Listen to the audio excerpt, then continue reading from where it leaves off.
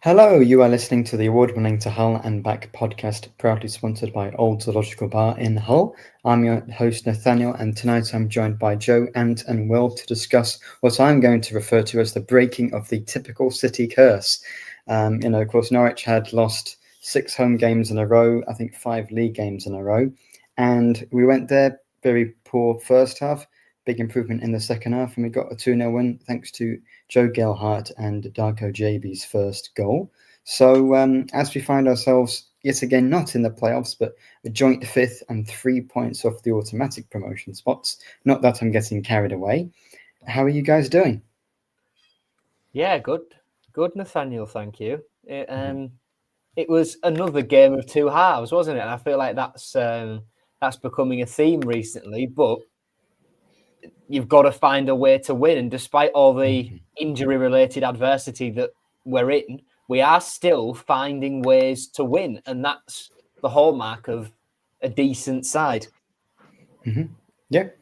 I am getting carried away. I lied at the start. I haven't actually booked my hotel, in London for next year because I don't think we'll need one. Job because we're going to go up automatically, so that'd be a pointless endeavour. Precisely, and of course, last time I was on the podcast, we hadn't beaten Leicester, and we got a point against Charlton as well. And now, so that's 6 games unbeaten, 1 defeat in 9. We were just talking about it before the podcast started that if you maybe take out the Blackburn result, we've been really good all year. So, Ant, I mean, you commented before on Twitter yesterday that it was going to be a typical City and Norwich were going to win. Looked like it was going to be like that in the first half. So, how impressed were you to sort of break that?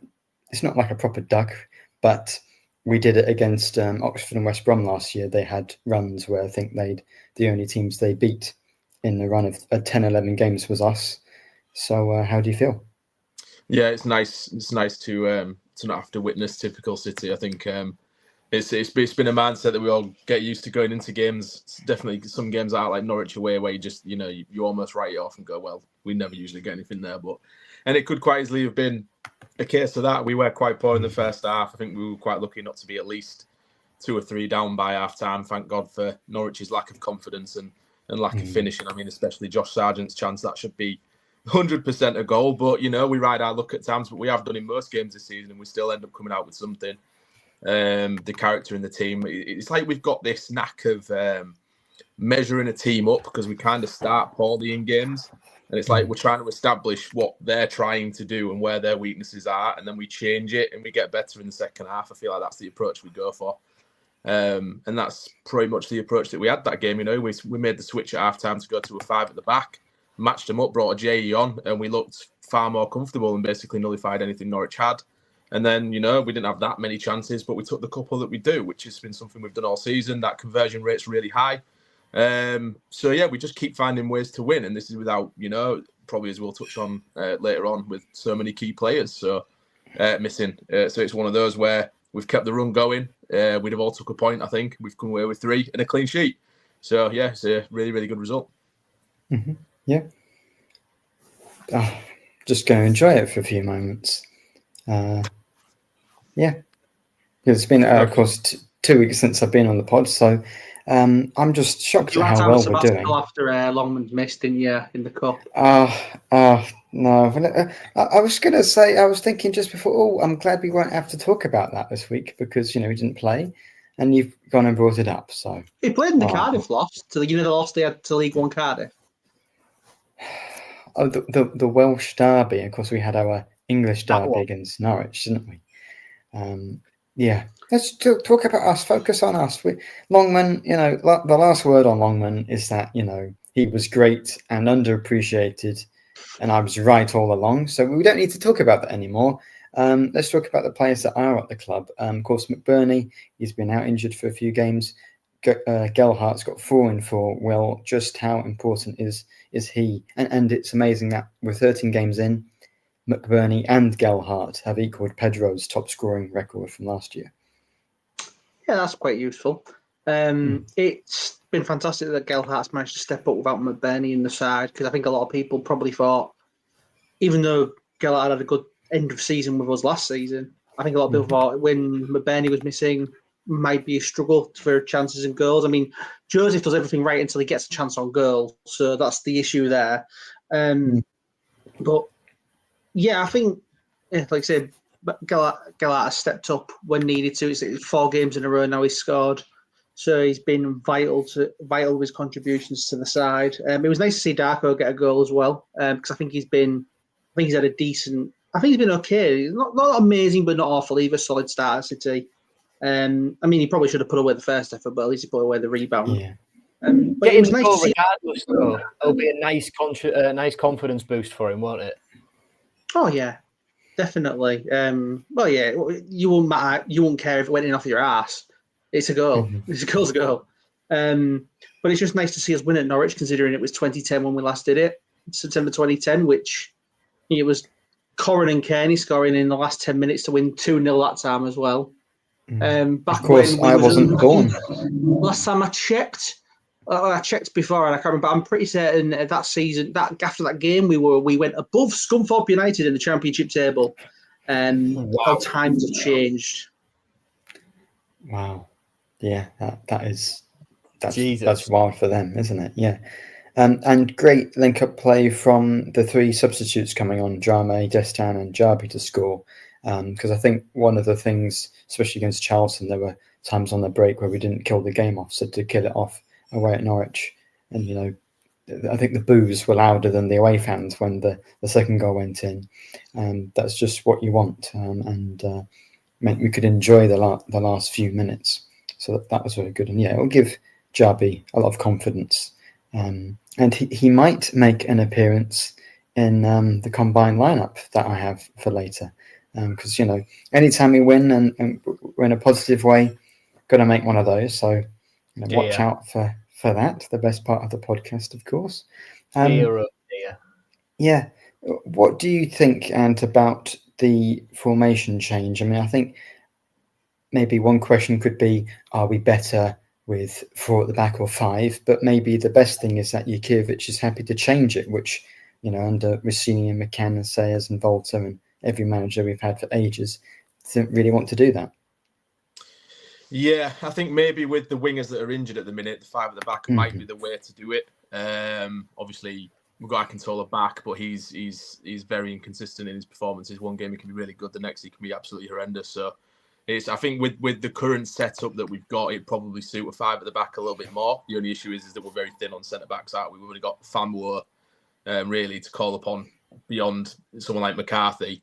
And he's injured.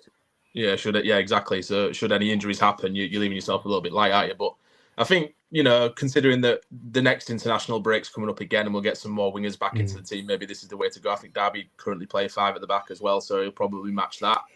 But I think it makes us more. We concede far less, I think, with a 5 at the back. And it's probably not even a case of we create less because we're still scoring goals. We're still the second highest scorers in the league. So I think that obviously the one stat that has to change this season is the amount of goals that we're letting in. So for the next few weeks, maybe trial it starting from the off, see how it goes. Yeah, and I think maybe that 5 at the back gave us a bit of a platform to go on second half. Yeah, go on. Sorry, I believe our defensive record has massively improved, to be fair, in the last few weeks. I think it was in the first 8 games or something we conceded like 18 goals or something, and it's the last 5 we've only conceded 4. So it has improved as the season's gone, our defensive solidity, and I think that probably is. I mean, to be honest, it's probably because of Jay's in there. I know that the correlation's there. That when Shemi Jay's in the side next to Hughes, there seems to be a much more solid space. Even though Egan has played well all season, it feels like we're more solid when Jay's in there instead. And I think Ajayi is a better and more exciting winger than we have, under like the Kilo, for example. There was one point where Ajayi was bombing down the wing and got a cross in. He's just incredible, and he's very mobile as Ajayi, but he always has been like when I spoke to a West Brom fan when we signed him and said he's one of the best centre backs in the league, you just can't keep him fit. So if you can keep him fit, you've got a massive asset in that. And then in regards to the actual system changing and stuff like that, it's just so refreshing to have a manager that is proactive and wants to sort of change to what he believes is the best way to get the points in that game, instead of having a manager who goes, nope, this is the way I'm playing and this is going to be it for 90 minutes every single game. It's going to work eventually, and if it doesn't, it's the player's fault. You know, like we've had that. There's loads of teams that are currently having that. God forbid the next championship club to hire Russell Martin are going to have that. So it's you know, when we've got a manager who is not afraid to, you know, change the system or admit that his current setup's not working and switch it completely to something different. He wants to win a game, and you can see why his points per game record at other teams that he's managed is so high, because he does what needs to happen depending on the players he's got and the team he's facing in order to win the game. And that is obviously coming up dividends for us as well this season. I think Russell Martin could do a job at Southampton, considering that job's become available in the past 5 minutes. He's done well there before, clearly, hasn't he? He's done very well. Yes. The answer to the best question in football this year, will still have a job, has been answered. He's been sacked. I think, you know, Will, you were saying before the podcast, the fact we were playing a Liam Manning managed Norwich team at this point after they've lost however many in a row is quite frankly, wild. I am amazed he was still in the job by the time he got to our game. I'm amazed he's still in the job as we currently record, to be honest. It's incredible how Norwich seem to be unable to accept where they are. Yeah. Well, can we just draw attention first to Norwich's protest about the whole situation as well? What was it, 5 tennis balls? They should learn from the masters of the tennis ball protest, i.e. your opponent. They did that, but they did do quite a big demonstration outside the directors. They did. Post-match was the real demonstration they did. They didn't let the team or the manager or any of the... They didn't let them leave, essentially. But yeah, the tennis ball one was embarrassing. Whoever tried to organise that did not do a good job. But their first half performance, right, I said this before we came on air, they are still playing for Liam Manning. That squad, I think that first half showed, still believes in him. If they go 4-0 up, 3 or 4-0 up, then the narrative is totally different around them. They're thinking, if we turned a corner here. But they're just not very good in the final third. So, which is mad to think, considering Josh Sargent's. Yeah, Josh Sargent being in the team, one of the most consistent championship strikers over the past few years, you'd think could do better. And I mean, he should have scored the chance he did have underneath the crossbar, let's be honest. It's a confidence issue, isn't it? It's a confidence issue. Yeah. They've got quality in the team. It's just one of those where we've seen it with our teams. We saw it under Volta. How many absolute sitters did we miss every single week? And it's because when you're losing games, the belief that they have in themselves and their self-confidence is just drained. And that's what it looked like with Norwich. When they got into the final third, where it really mattered in front of our box, they just spend every single opportunity. It was either straight at the keeper or off target. So it's just confidence. And the confidence is with us. I mentioned Slater then, like, oh my God, the turnaround this season for him. He has nailed down a place in this team now, and he's just back to his normal self, and that's something that is so lovely to see. I think it's because we're letting him do what he wants to do. Like we've asked him in the last couple of seasons to be more of a possession-based, almost deep-lying playmaker. And that's not his game. His game is run around like a madman in the middle, win the ball back, and give it to somebody else. And that's what Sergei's saying to him. Yeah, just go be that annoying little fly in the middle of the pitch, that's buzzing around and winning the ball back. And then give it to Amir or Lundstrom, whoever's playing at that point, and just pass it to somebody else.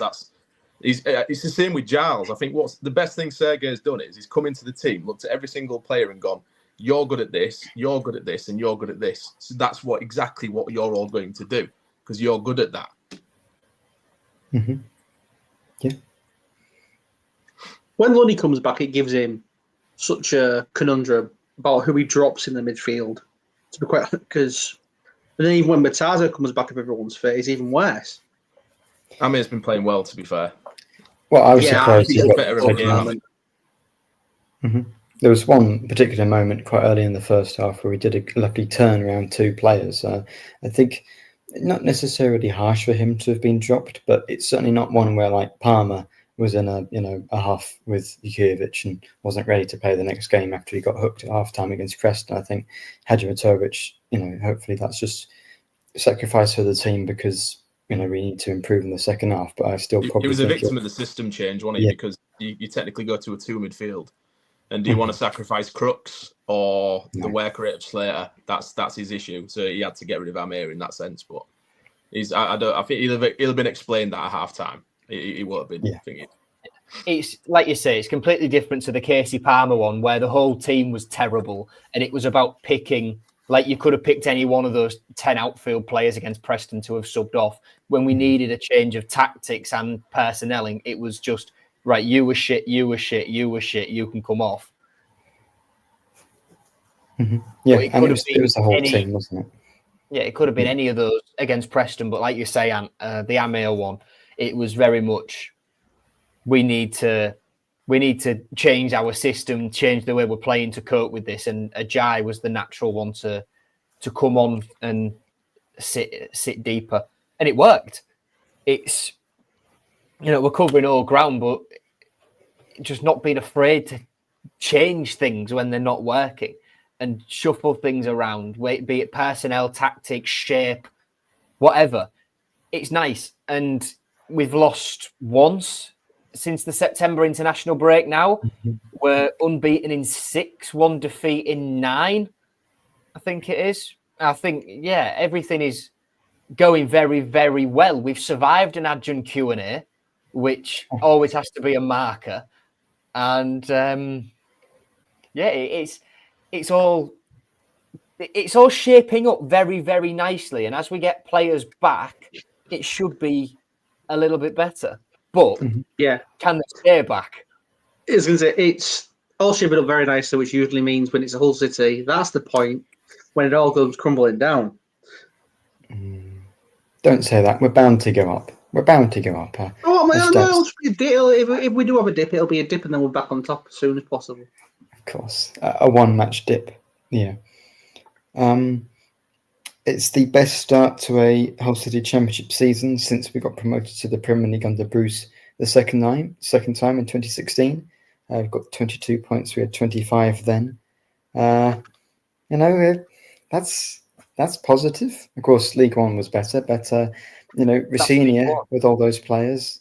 I don't think we're ever this exciting, or I think did we even have as good a run of results under Rossinia ever? It was, we draw one, win one, draw one, win one at the most, wouldn't we? So, Jukiewicz ball is certainly much more exciting, and we've got a real opportunity to be in the playoffs or around it with a third of the season gone, going into that next international break. Hopefully, get some players back. This is obviously beyond what we thought was possible this year. Do we see it, carrying on, or do you think we're just in a good moment for now? That's the ultimate question, I suppose. I can, because I think that what you've got to look at the minute is that even without our key players, we're still grinding out these results. We're still winning games. We're still avoiding defeat. And then you've got the likes of McBurney, Miller, Balumi, Matazzo, everybody else to add back into this. It's going to be like a completely different team. And sometimes when you're needing that bit of control in a game, like the problem in the first half is that as much as we all love Joseph, he's not a hold-up player. So when you're playing him as that sole number 9, you had no outlet when you was hitting the ball long. It was just coming straight back to us because he's never ever going to beat Shane Duffy for a header. So McBurney in that sense would probably have had more joy, but we still found a way and changed and adapted to try and get that, avoid that situation. We started playing on the floor a bit more instead of going direct, and it eliminated that problem because it meant that Joseph can just do what he does best. So we've got a squad of players that are capable and they're good enough, and they've got such an array of skills throughout the squad. Like everyone does such a completely different job. Like Destan's completely different to Joseph, who's completely different to McBurney. You've got all these different options all over the pitch, and you've got Miller, who's completely different to Ndala. This is what I mean. Like you've got such an array of different strengths in this squad that I think when them 5 come back, we could genuinely, if we're still in and around the top 10, like come January time, then why not? Well, the problem is we can't buy anyone. Otherwise, Adjun would buy 50 players. Do we need to, though? Where I think barring a centre half, I don't know. Like, you'd imagine Zambrano's coming in, maybe.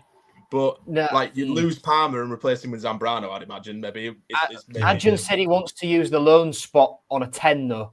Mm-hmm. So I think Zambrano will be canned until the summer. For You mean Fabio Fabio Carvalho? That's who he wants to use the loan spot on. Ain't just a 10, he wants to use it on Fabio Carvalho. He wants to use it on Fabio Carvalho. Of course we do, but we can't afford him. I don't think we'd have the wiggle room in the wage cap to if it is 1 in 1 out still, and Palmer goes. I don't think we could sacrifice Palmer unless we're paying like absolutely nothing of Carvalho's wages. It'd be nice. On the question lovely, don't get me wrong, but just a bit of realism. I think. I don't think it's going to. On the question of form, I think it's a case of, well, at some point there will be a dip. There just will. It happens in a championship season. There will be a dip in form. It's not about the dip. It's about how City respond to it, and don't make it become a run. Because there will be a moment. There will be times where you lose games and you probably shouldn't have done all, and you might lose maybe a couple on the bounce. It's about bouncing back then from those and continuing the form they've shown. That's when you'll tell how good the side really is. Yeah, well, I don't think Ikiewicz is a sort of manager like McCann or Volta to be stubborn. If we're in a bad run, he's not gonna. He's gonna change it, isn't he, to try and get more results, whether that be going 5 at the back or 3 at the back or 10 up front. He's going to do something to try and get a change out of the team. So that's quite a good thing that I don't think. Hopefully, we'll get into a rut based on what the manager's doing. I don't see us getting Carvalho. That was pretty much the only. No, even for the record, it's just obvious link that Adjun will clearly want him as well. Course. But I would like to ask this question though, because I think we all know how good Carvalho is as a player and for any signing in the Championship, right? But say we did bring him in, who are you dropping for him? Because all fully fit, you'd imagine the front 4 is McBurney, Miller, Bellumi, and Gelhardt. So, but if fully fit, those 4 injury-prone players. So if you sign Carvalho, the logic would be you're dropping Joffy. But in current form, you can't drop. It's one of those things. It's like bringing Carvalho. It'd be like bringing Carvalho in if Delap wasn't injured again, because you've got Delap, Philogene. I think the question is, do we need Carvalho? The thing is, right, with Fabio Carvalho, he came in and he scored him. It's just, do we need him? He scored 13 goals in half a season, right? Yes. But outside of that, in games, I don't ever really remember him impacting games a lot. He just popped up with goals, which was nice. Yes. But I can't help but thinking Delap would also have been. Philogene did the same. I wouldn't say I wouldn't want Philogene back. Oh, but Philogene, he got the ball and he did all his dribbles and he got. Yeah, but he'd have games where he did absolutely sod all for the entire game, and then he'd reburner it in the top corner. That's true. But after his injury, especially, he was like never in games at all. Before his injury, then he was a lot more involved. I think it's been the same for Ipswich as well. When he hasn't scored, he's been quite anonymous. Mm.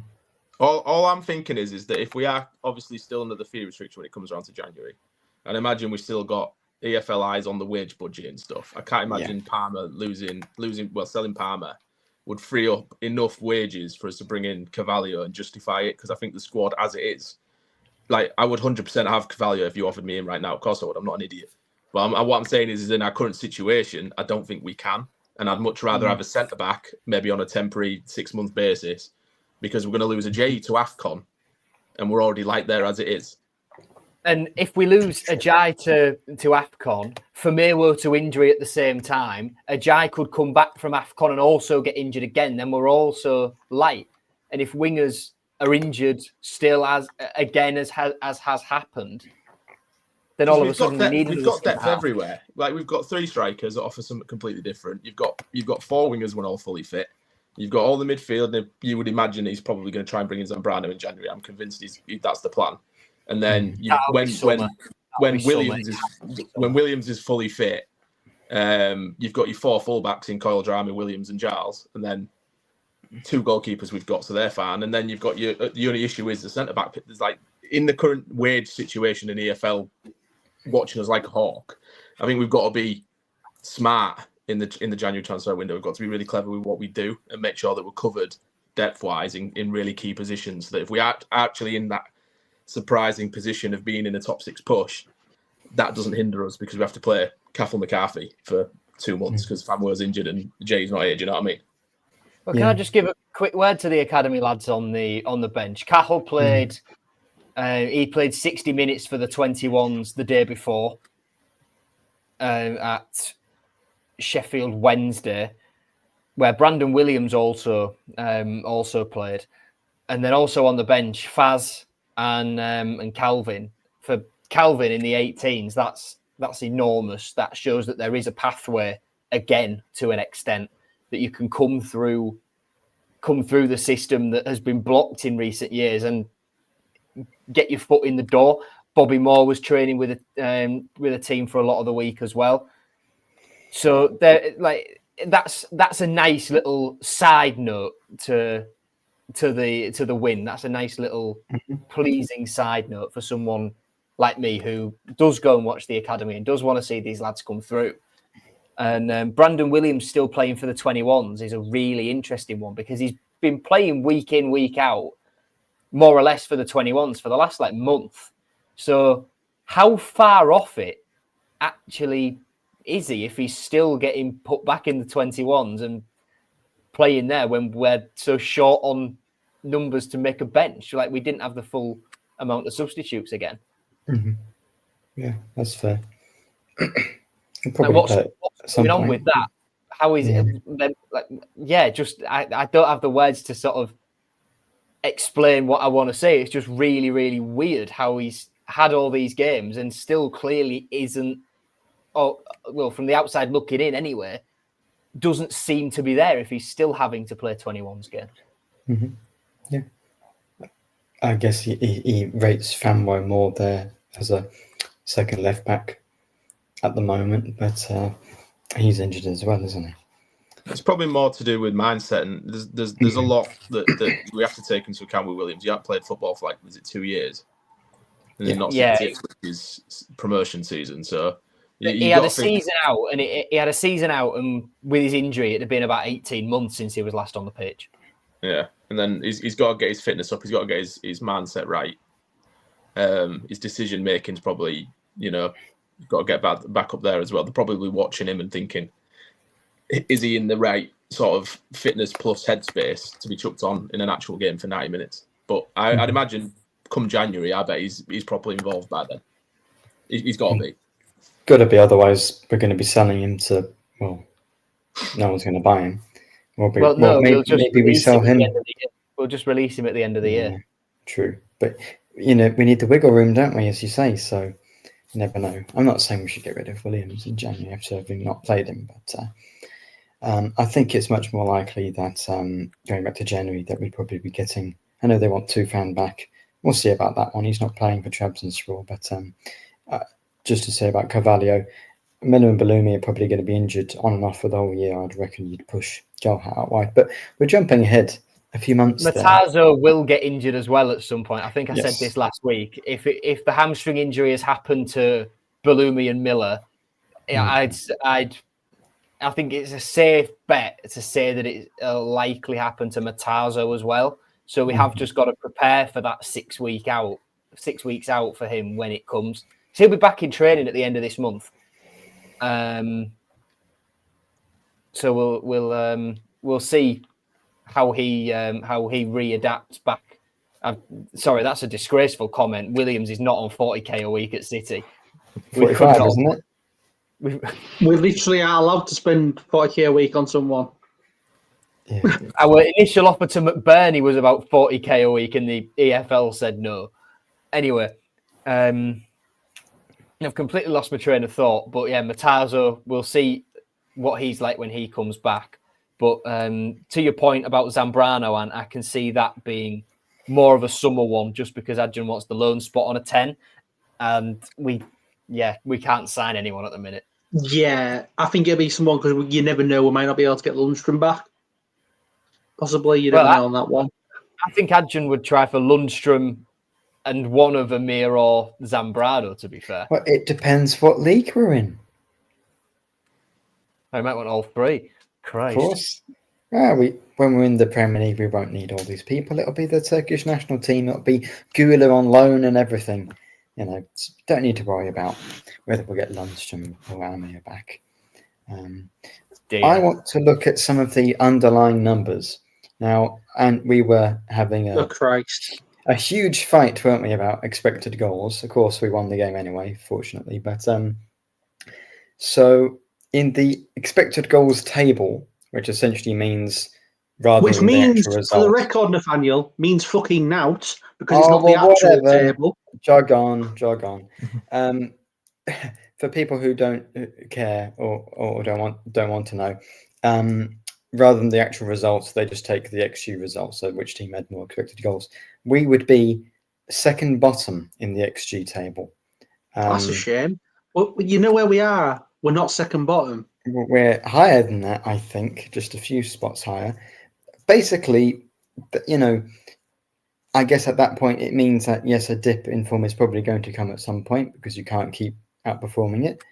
But, like Will said earlier, that happens to pretty much every single team in a championship season. Teams face bumps in the road. It's how you bounce back from them. XG is literally just a really long-winded way of saying it's showing how clinical a team is. Because exactly. It's doing quality of chances. So we've obviously had low quality of chances, but we put them away. So because we've got players like Gelhardt and Joffy and Bernie up front. Mm-hmm. We haven't been able to say that what Ant just said about us for so many years, that we are clinical with our chances. Like that Sargent one early doors in the first half. That had that'll be a really high XG, but it means sod off. It didn't go in. It was in the 0.9s. It was just about 1, but it didn't go in, so it doesn't matter. It doesn't matter. Yeah. Highest XG is a ridiculous statistic that shouldn't exist outside of the metrics that coaches use it. It shouldn't be a thing that's in the mainstream at all. But I've got a few other interesting ones. So 20th for possession, which I think nowadays you saw how having football's got more direct again. It doesn't really matter. Exactly. The second most possession or the third under Rossini didn't do as much good. But here are two things that are the complete opposites of what it was like under Rossini. So we have the highest amount of accurate long balls for the division. So we are far more direct. We get to the into the box quicker and score more goals that way.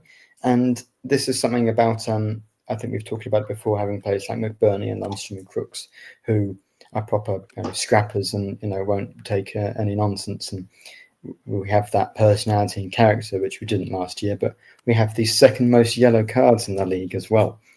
Of course, McBurney is probably McBurney and Crooks and McBurney. It is, isn't it? Yeah. So those are interesting, but I think that shows some positive elements. We knew when we signed McBurney that he would get suspended. It's a fiery character. But he's matured. He's matured. Yellow card at some point. We knew that would happen, but I didn't. This should define Ollie McBurney at Hull City. Getting stuck in straight away and getting Kyle Rushworth up by the scruff of the neck 10 minutes into his debut. That was elite.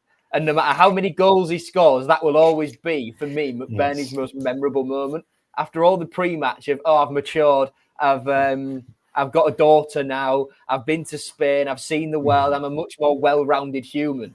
And then, a day later on the football pitch... Chat shit get banged still, though. Yeah, chat shit get banged has come out.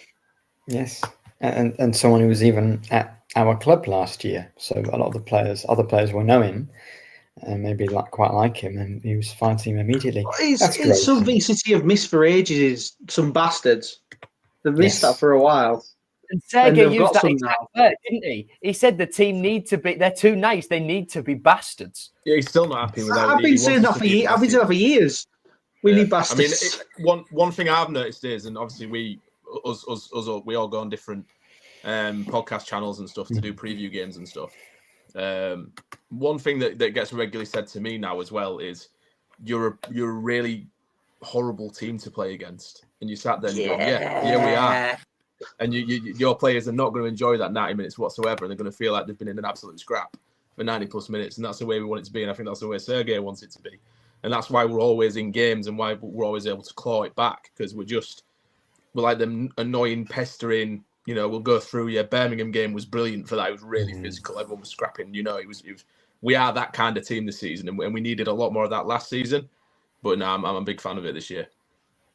I don't think we've been like that as much like that since like the Championship under Phil Brown was probably the last time we was this much of a load of horrible pricks to play against. Because like Bruce had us playing quite nice football, to be fair. None of them were really aggressive in the Championship. And McGregor was Adkins insane. Adkins' teams were too nice. Grant's teams weren't good enough at times. Like Shotter and Volta, no. I don't think we was ever really that aggressive under a senior. So I think it's Brownlie's like the last time. Maybe Pearson. Yes, well, because he's like that himself, isn't he? Well, that's exactly what happens when you like. I've had one interaction with Nigel Pearson in my life, and it was him stood in the middle of the road. Enjoyable. It was him stood in the middle of the road. Me seeing a car coming through, I just said, "Watch out, Nigel!" He goes, "Oh, bollocks to it." That's if that's ever sums up Nigel Pearson as a person and how his teams. Well, the Caradissimo come off where?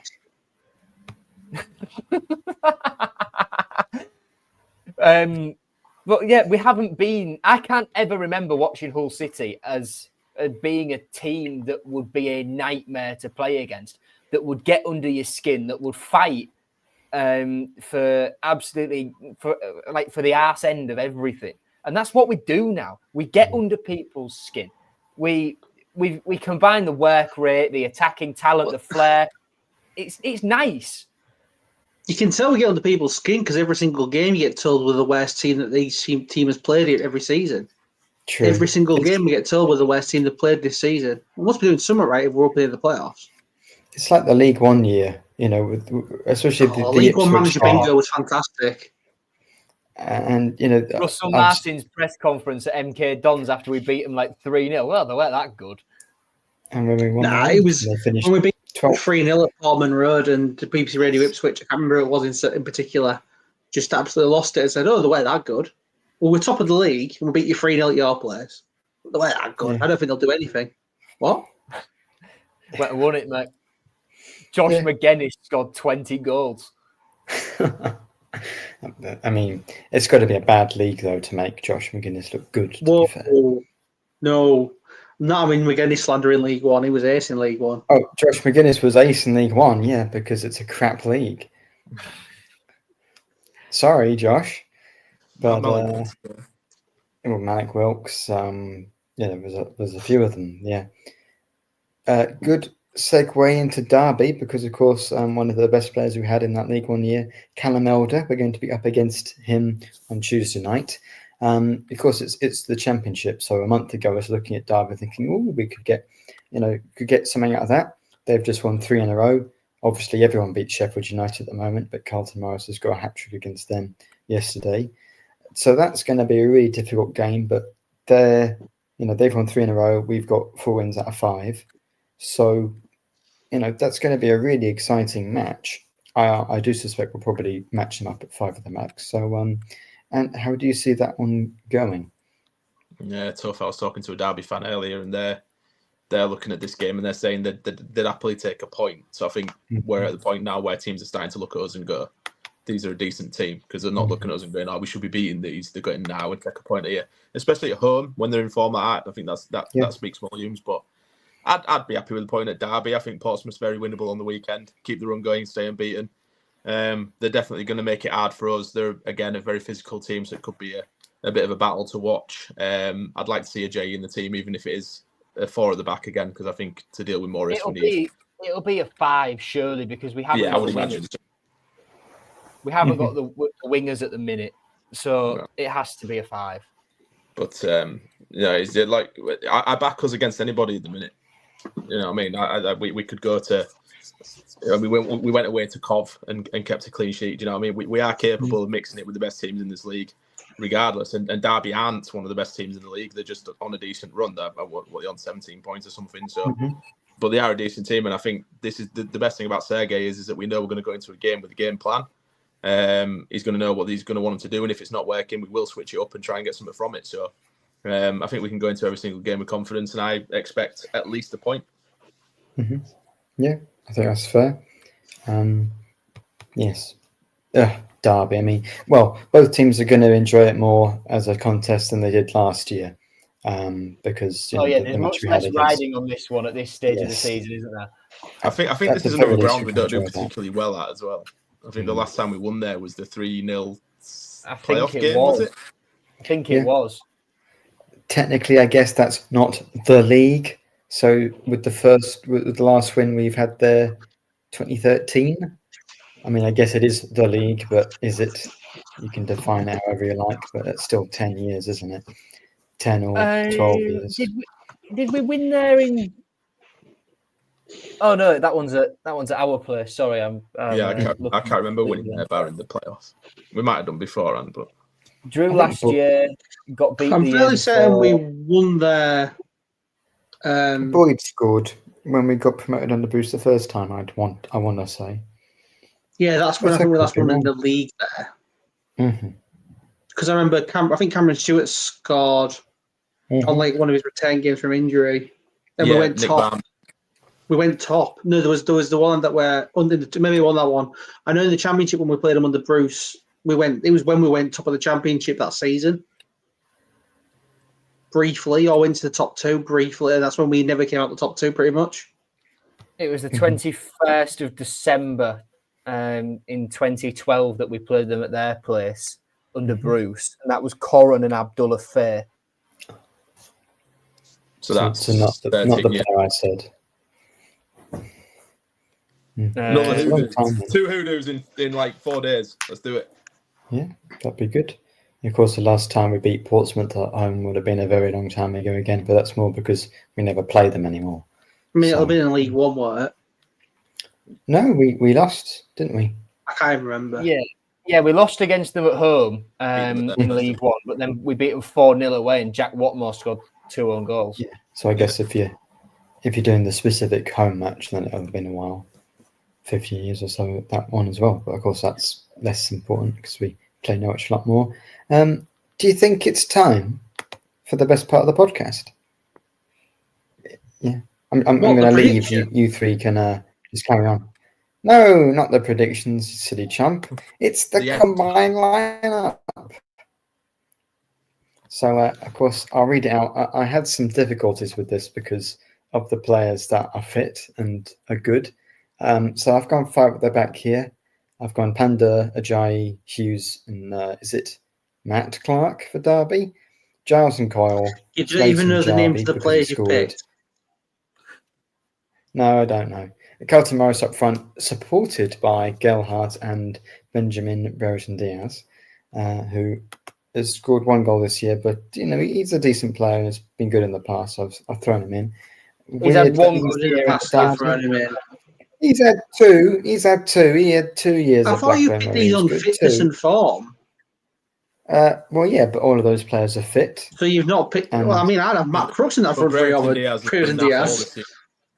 Well, yeah, I guess Matt Crooks has done well, but I thought he was poor yesterday on the press.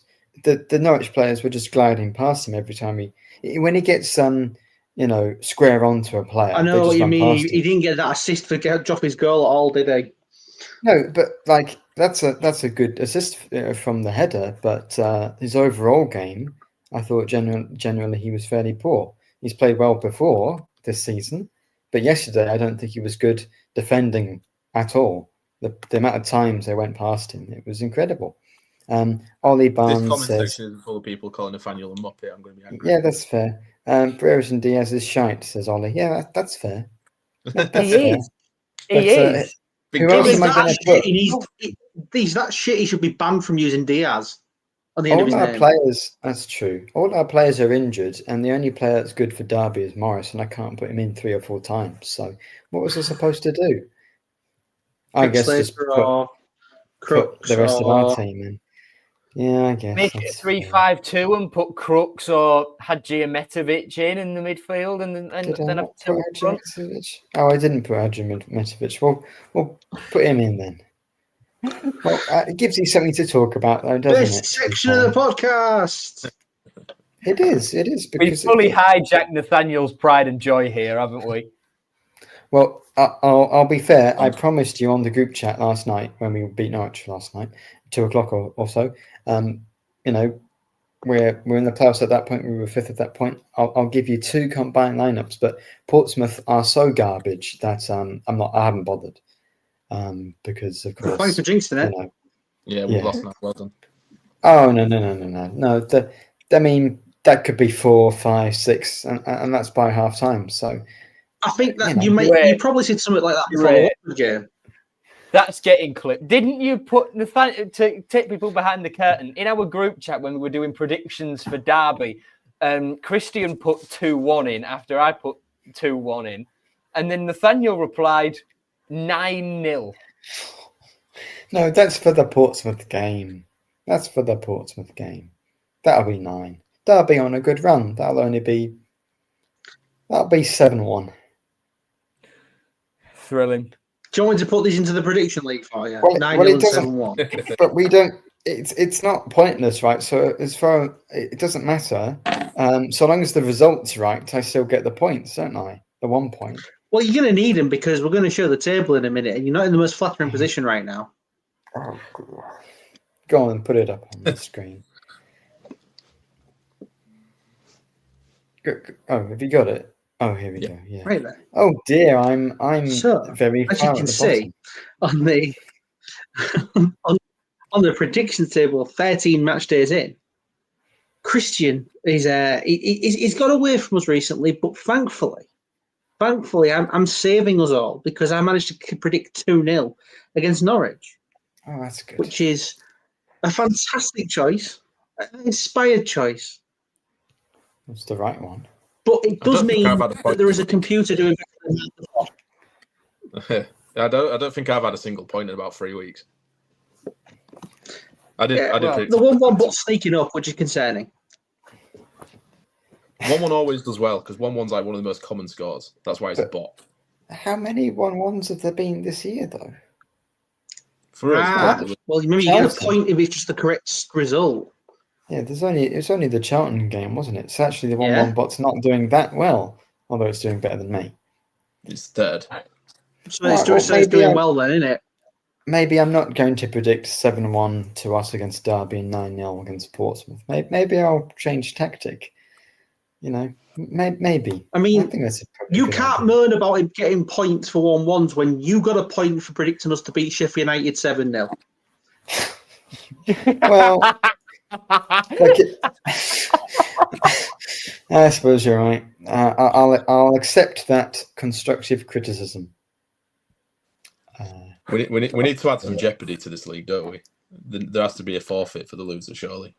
Yeah, the table's not changed in a while. What, you mean a forfeit for me then? Yeah, well, if you finish bottom at the end of the season, yeah. I have to, I have to tweet. Good thing is you've got quite a few match days left. Like Longman. I've got 33 match days. Yeah, so there is a good idea here. There is a good idea, Nathaniel. Instead of predicting like a 5-5 draw with Bristol City, losing to Southampton 7-5, Sheffield United win 7-0, and a 5-3 win over Charlton. I didn't realise it was that bad.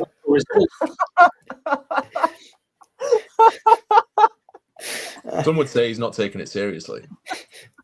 Well, I take the result seriously. The amount of goals, that's impossible to predict. The amount of goals is irrelevant. Just ignore the fact you get points for getting it right.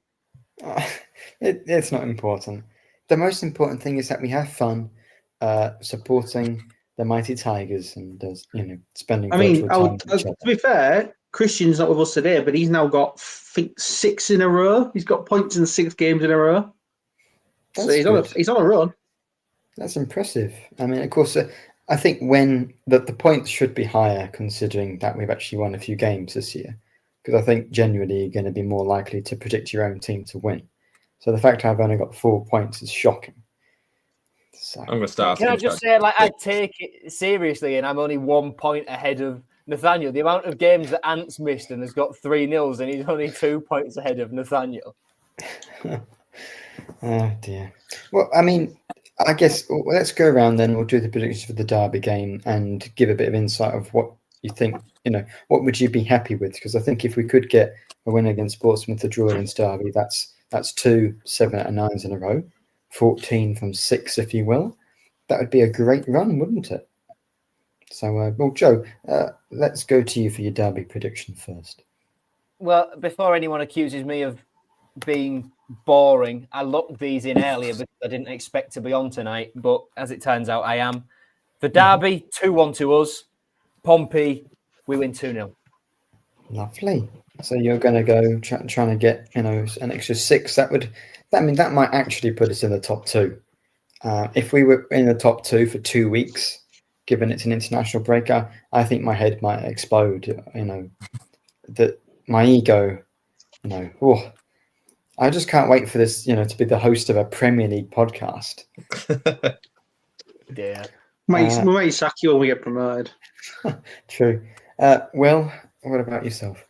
I think I'll go with the adage of draw your away games, win your home games. I think that's what you want to be aiming for.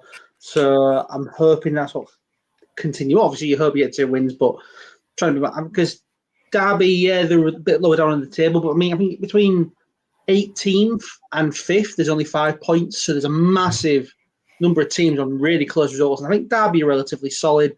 Eustace is a decent manager. He knows how to set up a side. He knows how to get them playing a decent, solid style. And even would say they probably would have gone down last season if he hadn't come in.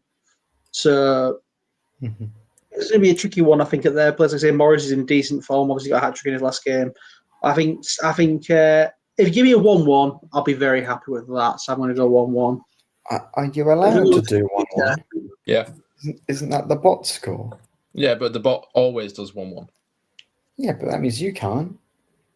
Why? It's the most. That's we never can say the same predictions. So why can't we do the same? Nathaniel, that's not the rule. Oh, fine.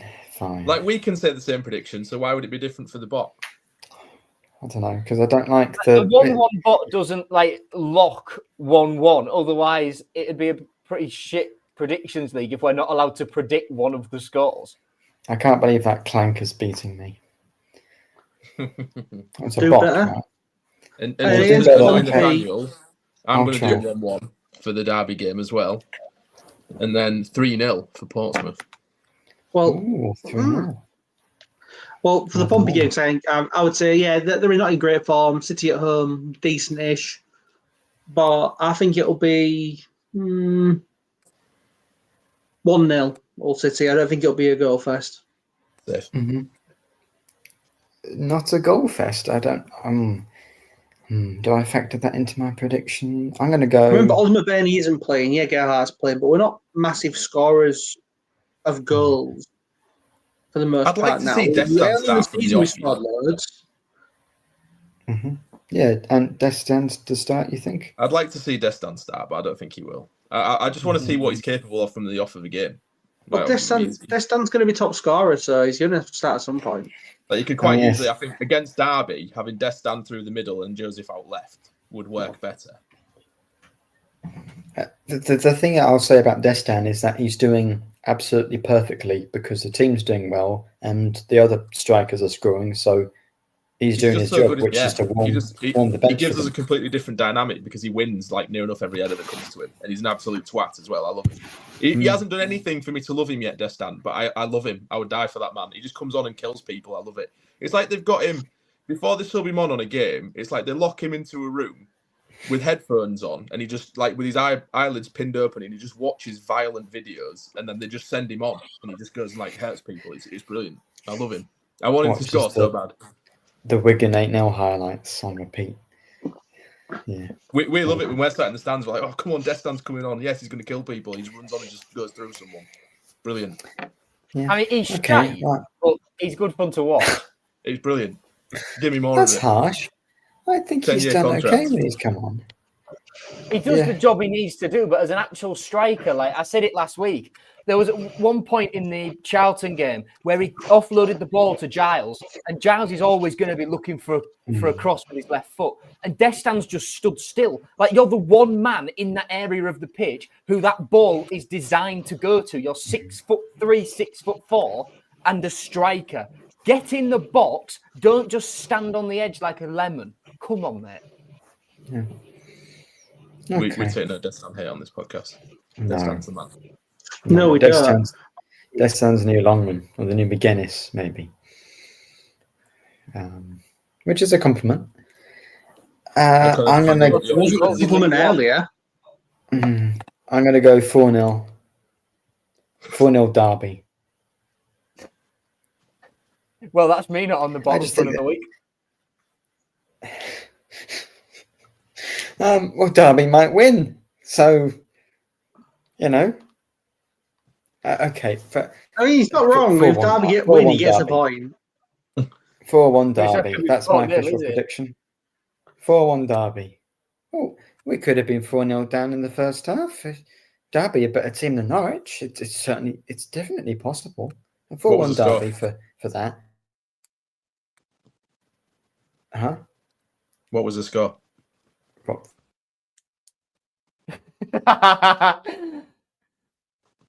Oh no, his internet has died conveniently.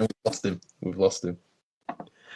Conveniently, as he's meant I'm to. just going to assume he's going to predict us to beat Portsmouth 6-2.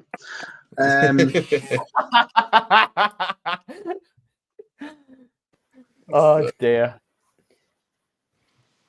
Well, the only thing I heard from that was Joe screaming, "My internet's died." Portsmouth 9-0 win. You want far off, obviously. You only needed one more. I said it on the group chat. Oh, did you say 10? Don't be ridiculous. 10-0. Crazy. I said one more. 9-1. What did you think I was going to say then? 6-2. Like one more. No. 4-1 Derby win. And then we're going to beat Portsmouth 9-0, I think. Because McBurney, Bellumi, Lundstrom might all be back. So, yeah. And the integrity of this prediction league goes down the toilet again this week. Thank you for watching. Well, it doesn't. No, only when the final's concerned. Yeah, because he's bottom of the league for a reason, so it's fine. Well, look. When I'm just trying to name two: Old Gilvey, Paddy Lane, and Colby Bishop all get sent off in the first 5 minutes, and we get to play 8 men for 90 minutes, and we're 9-0 up. Then we're still not going to score 9. I think a Jakiewicz side against 8 men, it can score 9 because you get to 2 or 3 or 4, and then you just give up, don't you? Is anyone still watching? I don't know. Usually, when Hull City play against the teams that had a red card, they'll lose or draw. So, but usually, surely no one's bad enough to, lose against a team with 8 men. Surely, maybe except definitely happened before. I'm certain of it. Norwich. Yeah. Well, yeah. I mean, maybe in 5-a-side when one of the teams decides to break the rules. Yeah. Anything else to mention before we wrap this up? ITV still don't know how to do fucking highlights. Oh dear, blooming ITV! I know I keep bringing this up every single week. But it's still important. ITV It's still true, isn't it? Highlight show, and this week there was no League One or League Two coverage, but they managed to do a show despite the fact that when there was no Championship games, but there was League One and League Two games, they couldn't do a show because that makes sense. And also they showed Tremors for the 50,000th time on ITV4 instead of the EFL highlight show at its normal slot. Because obviously no one's seen Tremors. I mean, they probably showed Tremors about 12 times this week in between repeats of Hot Fuzz at this point. Well, is the reason why there wasn't any League One and League Two highlights the fact there haven't been any League One and League Two games? Well, they're in the FA Cup, the FA Cup first round. Now, the point is, when it was international break and Championship wasn't on, but League One and League Two were, they didn't show a highlight show, which is pretty poor form considering that's 2/3 of the leagues they cover. Whereas when only 1/3 of them play, they'd show it. What's happened there is I saw that happen. I imagined Will would hate that, but you didn't get to talk about that because that was last week, was it? No, it wouldn't have been last week. Oh, it was a couple of weeks ago. It was international break. But you weren't, yeah. Oh, I haven't got a clue what I'm talking about then. Either way, the ITV don't give a shit about the EFL coverage, and it should go to someone who does give a shit, like Quest or Five or the BBC. Well, I'd like the Football League show to be back. That was proper stuff. Or Quest show. The show on Quest with Colin Murray was good as well. Yeah, that's true. Where's Manish when you need him? Yes. And Clem. Right. Steve Claridge and Leroy Rossini. Yeah. Right. Well, enjoy the next few days. Whilst we're still in a joint fifth, and hopefully we'll be a bit higher after the Derby game as well. Even though, of course, I predict that we won't be after a demoralising 4-1 defeat.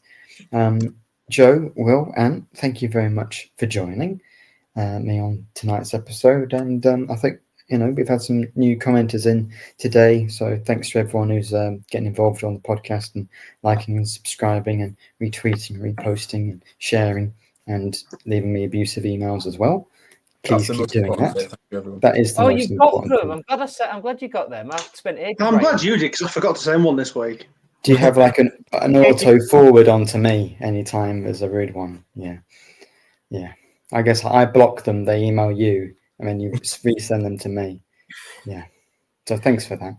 So yes, Ali says, good stuff, lads. Thank you as always. And we'll be back next week as Hull City score a record-breaking 9 against Portsmouth. See you then. Talk on Wednesday as well. Don't forget.